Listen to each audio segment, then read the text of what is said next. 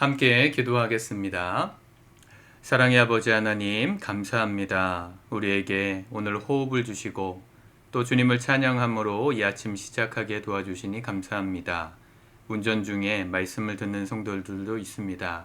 안전하게 회사까지 또 목적지까지 갈 수 있게 지켜주시고 또 가정에서 여러 가지 환경들 속에서 우리의 필요를 따라 가장 좋은 은혜를 주시는 주님을 경험하는 이 아침 되도록 인도하여 주옵소서. 말씀을 들을 때 우리 안에 생명을 주시는 말씀으로 받게 하여 주시고 부대끼고 거북할지라도 말씀이 가르쳐 주시는 지혜를 따라 살아감으로 우리의 상식을 뛰어넘어 역사하시는 하나님의 창조의 섭리를 오늘도 우리 삶 속에 똑똑히 목격하는 복된 삶 되도록 인도하여 주옵소서. 예수님의 이름으로 기도드립니다. 아멘. 우리 찬송가 208장 찬양하시겠습니다.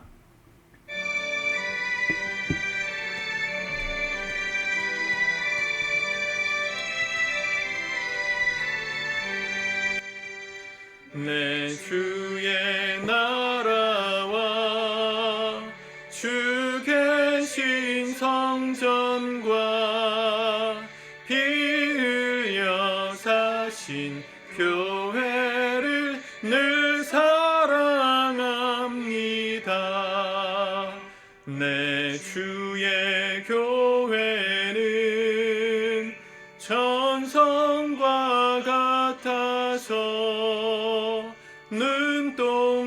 눈동자같이 아끼사 늘 보호하시네.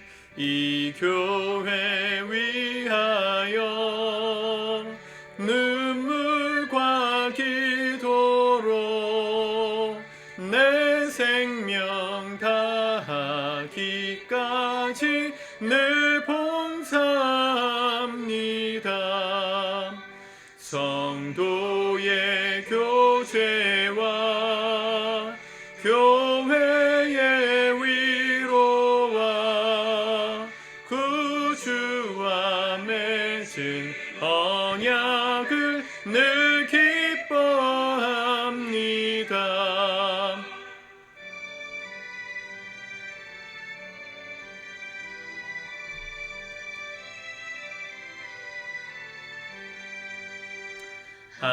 하늘의 영광과 베푸시는 해가 진리와 함께 영원히 시온에 넘치네.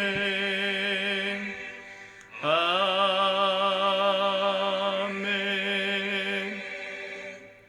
아멘. 오늘 하나님의 말씀은 역대하 4장의 말씀입니다. 같이 먼저 읽고 묵상하도록 하겠습니다. 4장. 솔로몬이 또 노스로 제단을 만들었으니 길이가 20규빗이요 너비가 20규빗이요 높이가 10규빗이며 또 노스를 부어 바다를 만들었으니 지름이 10규빗이요 그 모양이 둥글며 그 높이는 5규빗이요 주위는 30규빗 길이의 줄을 두를 만하며 그 가장자리 아래에는 돌아가며 소 형상이 있는데 각 규빗에 소가 10마리씩 있어서 바다 주위에 둘렸으니 그 소는 바다를 부어 만들 때에 2줄로 부어 만들었으며 그 바다를 노스의 황소 12마리가 바쳤으니 3마리는 북쪽을 향하였고 3마리는 서쪽을 향하였고 3마리는 남쪽을 향하였고 3마리는 동쪽을 향하였으며 바다를 그 위에 놓았고 소의 엉덩이는 다 안으로 향하였으며 바다의 두께는 한 손 너비만 하고 그 둘레는 잔둘레와 같이 백화파의 모양으로 만들었으니 그 바다에는 3,000밭을 담겠으며 또 물두멍 10개를 만들어 5개는 오른쪽에 두고 5개는 왼쪽에 두어 씻게 하되 번제에 속한 물건을 거기서 씻게 하였으며 그 바다는 제사장들이 씻기 위한 것이더라. 또 규례대로 금으로 등잔대 10개를 만들어 내전 안에 두었으니 왼쪽에 5개요 오른쪽에 5개이며 또 상 10개를 만들어 내전 안에 두었으니 왼쪽에 5개요 오른쪽에 5개이며 또 금으로 대접 100개를 만들었고 또 제사장의 뜰과 큰 뜰과 뜰 문을 만들고 그 문짝에 노스를 입혔고 그 바다는 성전 오른쪽 동남방에 두었더라.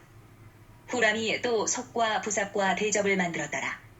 이와 같이 후람이 솔로몬 왕을 위하여 하나님의 성전에서 할 일을 마쳤으니 곧 기둥 둘과 그 기둥 꼭대기에 공 같은 머리 둘과 또 기둥 꼭대기에 공 같은 기둥 머리를 가리는 그물 둘과 또 그 그물들을 위하여 만든 각 그물에 두 줄씩으로 기둥 위에 공 같은 두 머리를 가리는 성류 400개와 또 받침과 받침 위에 물두멍과 한 바다와 그 바다 아래에 소 12마리와 솥과 부삽과 고기 갈고리와 여호와의 전의 모든 그릇들이라.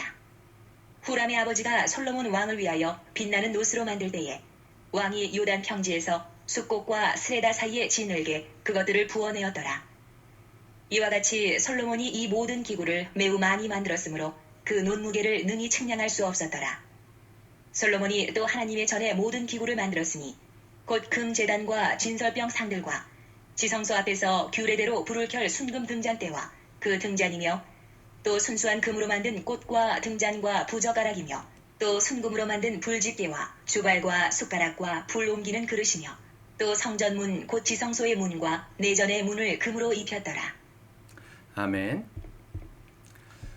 구약에서 이 성전을 짓는 장면들이 굉장히 자주 나옵니다.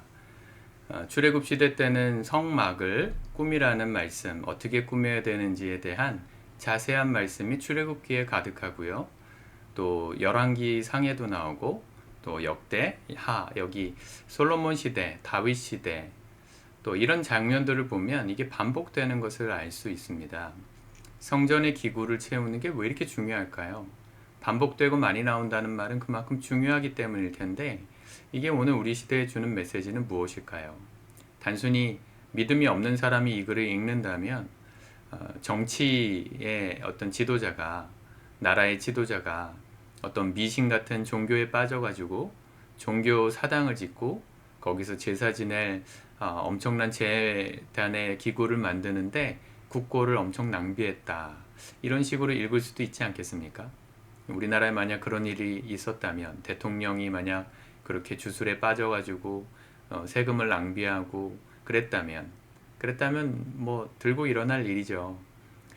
만약 이 시대에 하나님을 믿는 이스라엘 백성들 안에서도 그와 같은 왕의 행적이 불편하게 보였을 사람들이 있었을 겁니다.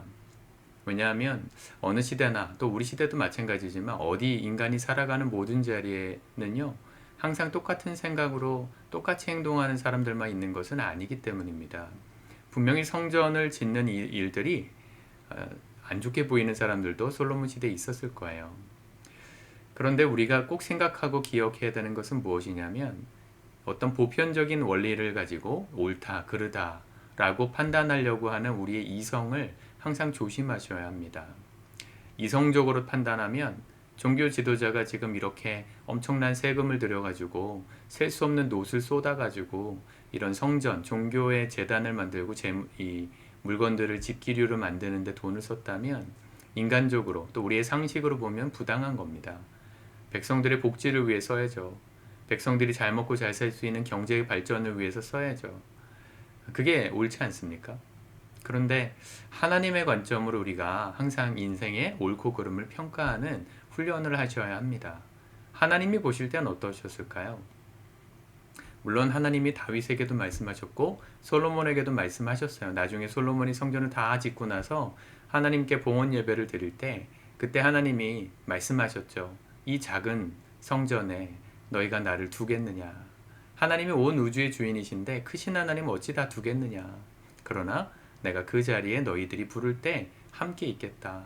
너희들이 기도할 때 그 기도에 응답하겠다. 약속하시는 장면이 나와요.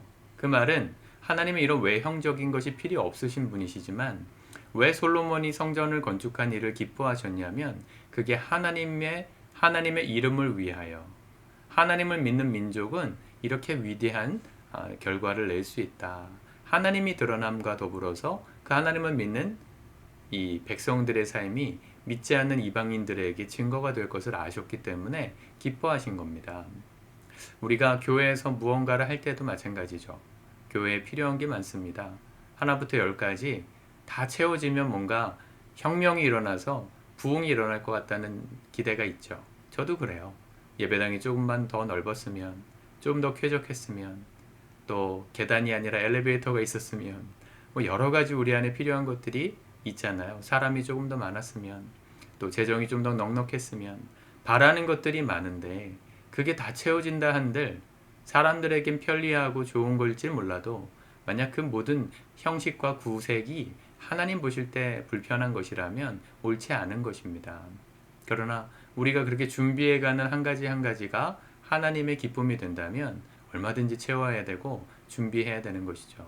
감사한 것은 우리 교회가 시작되고 나서 한 번도 교회의 악기를 사는데 돈을 쓴 적이 없다는 게 감사해요. 물론 성도님들의 헌신과 헌금으로 세워졌지만 저는 그게 솔로몬의 마음이라고 생각합니다. 교회가 준비할 수 있고 또 교회가 마땅히 준비해야 될 여력이 된다면 얼마든지 좋은 장비, 세션 악기 준비해야 되겠지만 아직은 우리 교회가 그렇게 화려하거나 넉넉하지 못하단 말이죠. 그러나 하나님 앞에 예배하는 것이 더 화려하고 다양한 악기로 예배하는 것이 누가 봐도 하나님 기뻐하시는 일 아니겠어요? 그 마음으로 헌신해 주신 피아노를 섬겨주시고 드럼을 섬겨주시고 베이스를 섬겨주시고 본인들의 헌금을 들여서 그 모든 것들을 가져와서 예배하는 그들의 마음을 저는 하나님이 기뻐하신다고 생각합니다. 싱어도 마찬가지죠. 목소리 좋아서 쓰는 게 아니라 마이크를 들고 성도들 앞에 서서 또 하나님을 바라보며 찬양하는 그들의 목소리가 누가 봐도 하나님 기뻐하실 것 아니겠어요? 그렇죠. 우리가 하나님의 자녀니까 자녀들이 교회에서 우리 꼬꼬마 아이들이 특성 준비해가지고 막 율동하고 찬양 부르면 보기만 해도 좋잖아요. 내 자녀가 아니어도 예뻐 보이잖아요. 하나님은 오죽하시겠습니까? 우리가 하나님 앞에 이 솔로몬 같은 자원하는 마음으로 하나님이 기뻐하실 거라는 기대감으로 무언가를 준비해서 드리는 그 모든 것을 하나님 기뻐하십니다. 그래서 우리가 우리 교회에 은혜가 있는 거라 저는 생각해요. 이런 하나님을 사랑하는 마음, 주님을 기뻐하는 마음, 하나님이 기뻐하실 게 무엇일까 생각하면서 순종하는 마음, 그 마음들이 있으셨기에 11년 동안 우리 교회가 여기까지 인도받고 은혜로 무탈하게 걸어올 수 있었다는 생각을 하게 됩니다. 저도 마찬가지입니다. 목사로서 또 한 성도로서 예배자로서 나는 얼마나 하나님이 기뻐하시는 것들을 생각하고 또 실천하려고 하는가 말씀을 읽으면서 다시 한번 생각하게 되는 것 같습니다. 여러분들 우리의 상식과 우리의 어떤 이성적인 판단을 통해서 옳고 그름을 판단할 경우도 있어야 되겠지만 하나님 앞에서는 그러지 맙시다. 하나님 앞에서는 우리의 상식으로 옳고 그름을 말하지 맙시다. 하나님이 옳게 보시면 좋은 일이에요. 하나님이 안 좋아 보이신다고 하시면 안 하면 되는 것이죠. 예수님이 십자가 지시기 얼마 전에 이 한 여인이 와서 예수님 머리에 비싼 나드 옥합을 깨뜨려서 예수님 머리에 붓죠. 그리고 자기 머리털로 발을 닦았어요. 옆에 있었던 가룟 유다가 화를 냈습니다. 저 비싼 나드 옥합을 팔아가지고 사람들에게 가난한 사람들을 먹여줬으면 300데나리온 가지고 먹였으면 얼마나 많은 사람을 먹일 수 있는데 예수님께 다 부어버린 낭비하는가 그렇게 막 화를 냈어요. 사람의 이성으로 보면 그게 맞는 말이죠. 그렇죠. 예수님께 다 부는 것보다 낭비하는 것처럼 보이는 것보다 더 의미 있는 일을 찾아서 쪼개서 그걸 팔아서 남는 돈으로 사람들을 섬기고 가난한 자들을 베푸는 게 맞지 않아요? 이성적으로는 게 맞는데 예수님은 그때 뭘 하셨냐면 그녀가 나에게 좋은 일을 하였다. 그녀를 괴롭히지 말아라. 그가 나의 장례를 준비하는 것이다. 예수님이 기뻐하셨어요. 예수님이 사치스러우셔서 그러셨을까요? 아니에요. 그 여인의 예수님을 향한 사랑, 예수님이 기뻐하실 거라는 기대감을 가지고 드린 헌신을 기뻐하시고 칭찬하신 겁니다. 오죽 기쁘셨으면 복음이 전파되는 어디든지 이 여인이 행한 일도 함께 전파되리라 하실 만큼 주님은 칭찬하셨어요. 이성적으로는 이해가 안 되는 장면일 수 있지만 하나님이 기뻐하시는 것들을 자원하여 섬긴 성도의 마음을 그만큼 기뻐하신다는 걸 다시 한번 확인할 수 있는 장면이죠. 오늘 수많은 이야기들, 형상들 자세하게 나오는데 이것들을 우리의 이성으로 판단하지 마시고 하나님은 참 기쁘셨겠다.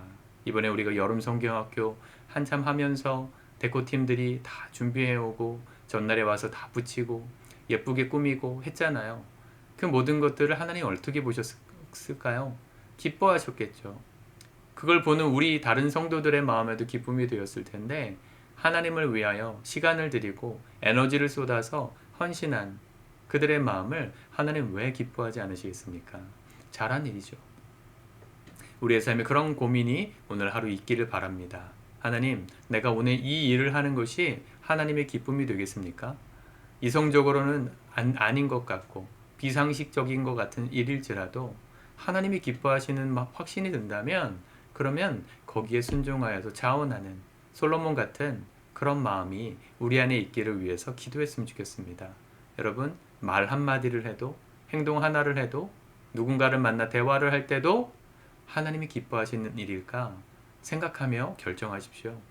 저녁에 술자리에 유혹이 있고 회식에 유혹이 있어도 이성적으로 함께 어울리는 게 또 서로를 위해서 좋은 거라 생각이 들어도 오늘 기도하는 가운데 하나님이 별로 안 기뻐하시는 자리 같다 싶으면 과감하게 좀 거절하시고 나올 수도 있으실 수 있길 바라요. 여러분들에게 하루하루 그렇게 주님 기뻐하시는 게 무엇일까 생각하는 삶이 훈련되면 우리의 모든 범사가 하나님 보실 때 좋은 일이 되고 하나님께서 보실 때 좋은 삶이 되면 하나님이 우리를 위하여 복을 주시지 않을 수 없는 복을 넉넉히 부어주실 수밖에 없는 축복된 인생이 될 줄 믿습니다. 오늘 이 은혜가 저와 여러분들의 삶에 풍성하게 임하기를 주 예수 그리스도의 이름으로 축복합니다. 기도하겠습니다. 주님, 말씀으로 깨닫게 하시니 감사합니다. 우리의 이성으로 나의 상식으로 판단하는 옳고 그름이 아니라 하나님의 마음에서 옳고 그름을 판단할 줄 아는 훈련되고 성숙한 우리 모두가 되게 도와주옵소서. 주님이 기뻐하실 만한 일들이 생각났다면 지체하지 말고 계산하지 말고 우리의 힘과 정성을 쏟아 순종하게 하시고 그 모든 일을 통하여 주님이 기뻐하시는 삶, 우리의 삶에 복 주시는 인생, 이 믿음의 선순환이 아름답게 일어나는 우리 성도들의 삶 되도록 인도하여 주옵소서. 예수님의 이름으로 기도드립니다. 아멘.